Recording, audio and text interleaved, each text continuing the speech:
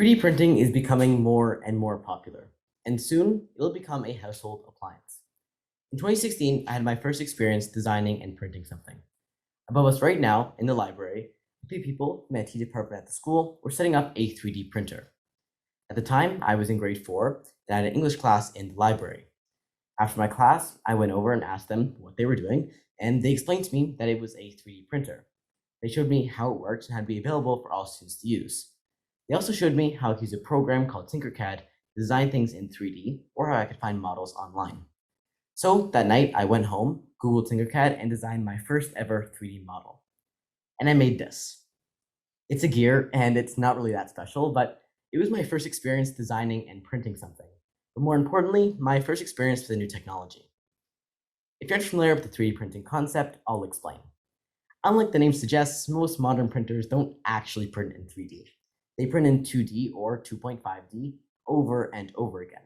Like your standard household paper printer, where ink is laid down onto a 2D paper surface, 3D printers work in a similar way. They lay down a layer of plastic onto an aluminum or metal bed, then the assembly moves up a little, prints another layer, moves up a little, and so on until you're left with a 3D object. This has its limitations as it means that you can't print 2D layers on top of open air, so things like overhanging angles or bridges do need to be supported, but with newer technologies, that's become less and less of an issue. But I'll get into that just a little bit later. 3D printers are considered an emerging technology, but they're far from new.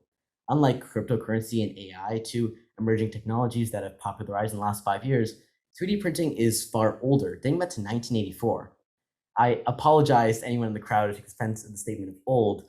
I'm referring to the rapidly developing technological world, which means that even last year's technology is considered old, but I digress. 3D printers are becoming more popular, and I'll prove it. In the crowd, raise your hand if you've either used, owned, or even seen a 3D printer. Well, there you have it. In a room of approximately 30 people, most of you have your hands up. This is no scientific survey, but it still shows how 3D printers have become more popular, as 10 years ago, no one would even know what a 3D printer is. This is partially due to the fact that 3D printers have dramatically decreased in price. We're seeing 3D printers now costing between $200 and $500, which is substantially affordable considering an iPhone in today's world costs over $1,000. As technology grows, the prices start to drop. In 2016, the average cost of a 3D printer was $1,000 to $5,000 per household use. That's ridiculous. 3D printers have also become easier to use, maintain, and operate. When I first started 3D printing, if I wanted to print something, I'd have to come up with a design, put it into a special software, put that new file onto an SD card, the SD card in the printer, and just hope that nothing goes wrong. With newer printers, that process is dramatically simplified. I can now upload files via Wi-Fi, and instead of just pushing the button and hoping it works, I know it will work, as newer printers have things like filament runout detection, power loss detection, and just a better all UI, which means I can use the printer a lot easier. Anyone can be put in a room with a 3D printer and figure out how to get something printing. It's that easy. Even though 3D printers have become easier to use, you may be wondering, why do I need a 3D printer? Well, even though 3D printers are currently being advertised to makers and creators, whether it's fashion designers, tinkers, or inventors, 3D printing can be used by all of us. Do we have any doctors in the room? To you, you can use 3D printing for printing organs or casts for broken bones. That could change the way you work. Are there any architects in the room?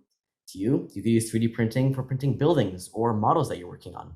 I know there are teachers in the room, so to you teachers, you can use 3D printing as a tool for education, meaning that your students could use 3D printing, or you can print things for them, like diagrams or concepts they're learning in class.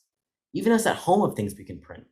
I know we can print things like picture frames or door handles or feet on the bottom of chairs. Personally, I've printed hundreds of plastic items for my family and friends, like signs or models for school projects. The possibilities are endless. When toasters were first invented, the first place they were implemented were restaurants and cafes for obvious reasons. Then, as the technology grew, the prices dropped, and we started putting toasters in our kitchens so we get warm toast every single morning. With 3D printing, it's following down that exact same path and becoming a commercial product. We're seeing 3D printers drop in price, become easier to use, and therefore become more available in our homes. Sure, there are skeptics out there who say that 3D printers aren't ready yet, the prices still need to drop, and that the technology isn't ready, but I disagree. All I know is that 3D printing has changed my life, and I hope it can change yours too.